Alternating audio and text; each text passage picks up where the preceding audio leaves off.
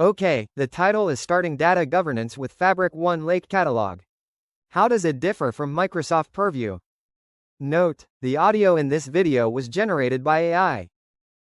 Thank you for your time. Today, I would like to talk about Microsoft Fabric One Lake Catalog and Microsoft PAV, so-called data catalog tools. I often hear people asking what the differences are between these two, so today I would like to organize these two tools. First, I would like you to understand the general positioning of each tool, and then I will look at the differences in functionality. Finally, I will introduce some key points on how to use them appropriately. Yes. But before that, I would like to explain what a data catalog is.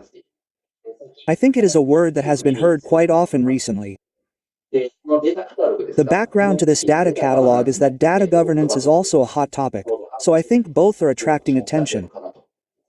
Now, regarding data governance, well, if I were to talk about this alone, it would take a long time, but I'll go into it briefly today. Data governance is an initiative aimed at properly managing data and creating an environment where it can be safely provided to those who are authorized to use it.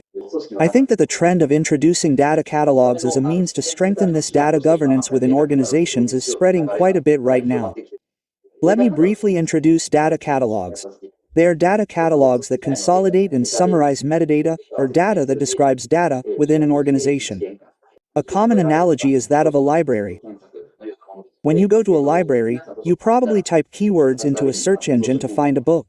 In a similar way, a data catalog is a way to create a flow of searching for data within an organization and using it to find the information you want to use. Now, I've mentioned data catalogs several times, but I think they can be broadly divided into two categories: platform catalogs and business catalogs. I'll introduce both. The first is the platform catalog, which manages information about tables, schemas, permissions, and other information related to a specific platform, in this case Microsoft Public, with the aim of making the platform easier to use. It is a catalog that is mainly used by users who interact with the platform, or rather, users who are more system-oriented. The One Lake catalog is for this platform. The other is the business catalog. This is a catalog that is more user-oriented, and in addition to technical metadata, it can also include business metadata such as table descriptions and usage information.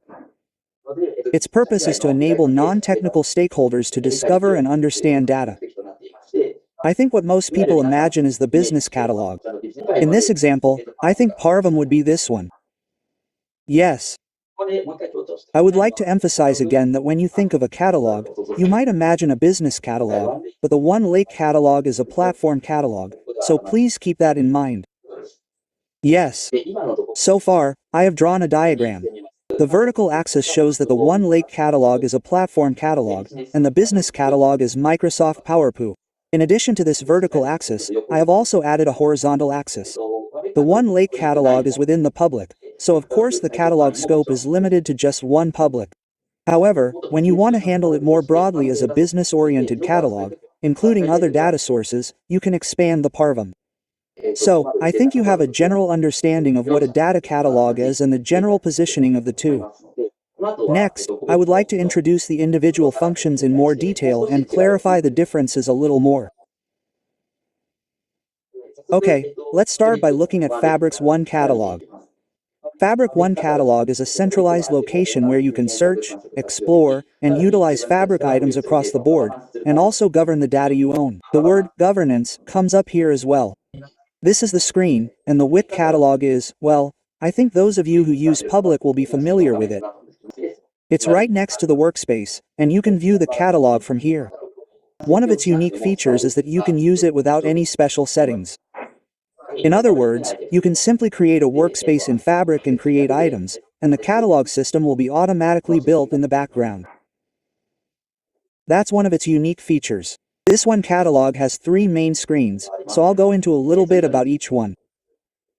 The documentation introduces three tabs: the Explore tab, the Governance tab, and the Security tab. Today, I would like to start by looking at management. Yes, first, let's talk about management. The documentation states that management is a public-wide tool that helps improve governance of owned data in terms of analysis. To give you an idea, there is a governance report available, which shows you how many items are in your workspace, what type of items they are, and how many items have not been used recently, including their final delivery status. Based on this report, you can gain insights for organization, such as identifying unnecessary items and performing lifecycle management. In the recent Ignite update, Copilot was added to the PBI screen, and now you can talk to Copilot and consult with them about what governance actions to take. In addition to receiving actions from the AI, there is also a recommended actions screen on the screen. For example, let's increase the percentage of approved items. There is a function called enforcement, and if you enable it, it will introduce actions that will negotiate the governance of the organization. Yes. That's the management section, and the next is the Explore tab. This is the platform catalog that I've been talking about. The Explore tab allows you to search for and use the public items you need, so I think it's exactly the function of the catalog. One thing to note is that the items displayed here are all the items that you have access to. Conversely, you cannot see items that you don't have permission to see. Yes. The UI on this screen is also excellent, and you'll understand how to use it if you just play around with it, so I think it's easiest to just try it out. Here, you can see a list of items, and you can filter them by wax pattern or item type. In this case, if you click on the semantic model, the metadata will be displayed here, and you can see the list of tables included in this, such as the column types, by zooming in. Furthermore, if you click on the Open button, you can open the item directly. This is the image on the right. You can see it from the wax pattern screen, but you can also check the lineage between items from the Warwick catalog. However, please note that the lineage of this Warwick catalog is per item, not per table. Yes, so, without configuring anything, all of the catalog functions up to this point are available on the public server.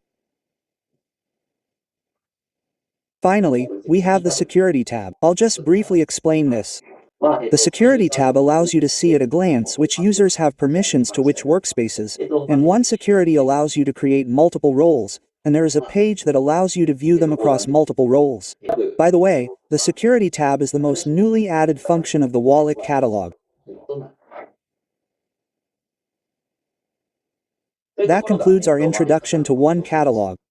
Next, we will give a more general introduction than One Catalog, but we will also touch on Microsoft PAV and compare the two.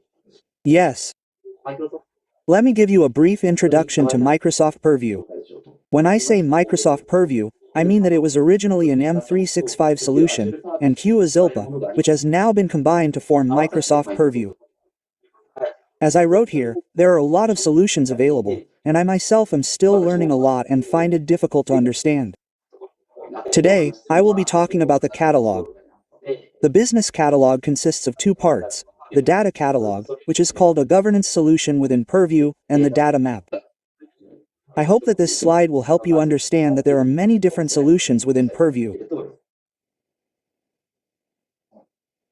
Okay, so, in this perspective, I mentioned that there are two governance solutions, and I'd like to briefly introduce each of them. We'll be using two solutions, a catalog and a data map. The reason there are two is because they have different roles. First, there's the integrated catalog. This is what you might imagine, the front-end screen where users can search and find data. On this side, we perform business-related transfers and classifications, and organize the data in a way that's easy for users to understand. On the other hand, you can think of the data map as the mechanism behind the scenes. Let's see which data source to target, decide the scope such as public or data applets, register the data source, and then scan it to extract metadata from tables and notes, which are called assets in Purview. We organize the metadata information and prepare it for publication in this catalog using this data map, so I think this screen is more user-friendly for system users. But let's take a closer look at it again, as we've summarized it from various perspectives.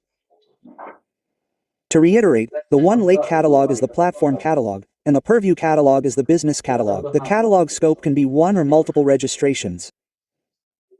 The registration method is that the Bear Lake catalog is automatically created by Fabric Car, but with Purview, you need to decide the scope yourself, register the data source, and scan it.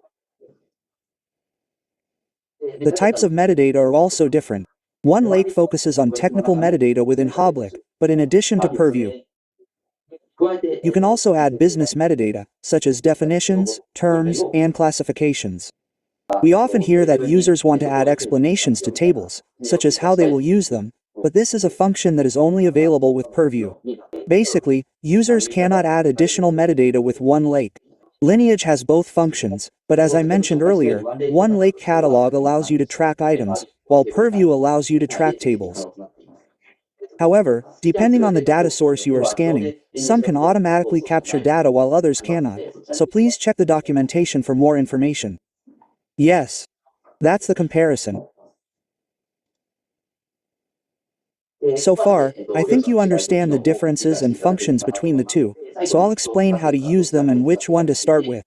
This is my advice, so please use it as a reference. In conclusion, if I were to show you this diagram, it would look something like this. Basically, I think it's realistic to start with OneLake Catalog and then expand to Purview once you get used to it. I'll repeat myself, but since Purview is standard on Fabric, and you can start using it without any special settings, I think following this flow is the shortcut to success. First, let's start with a Fabric Unric catalog. At that stage, the first goal is to start with a public catalog and have the organization learn the basics of data governance and establish its operations. Specifically, I think it would be good to cycle through points 1 and 2. From the governance portal screen I introduced earlier, you can gain insights and delete or organize items. At the same time, you should also review the way you've organized your workspaces and consider whether they're organized the way you want them to be organized.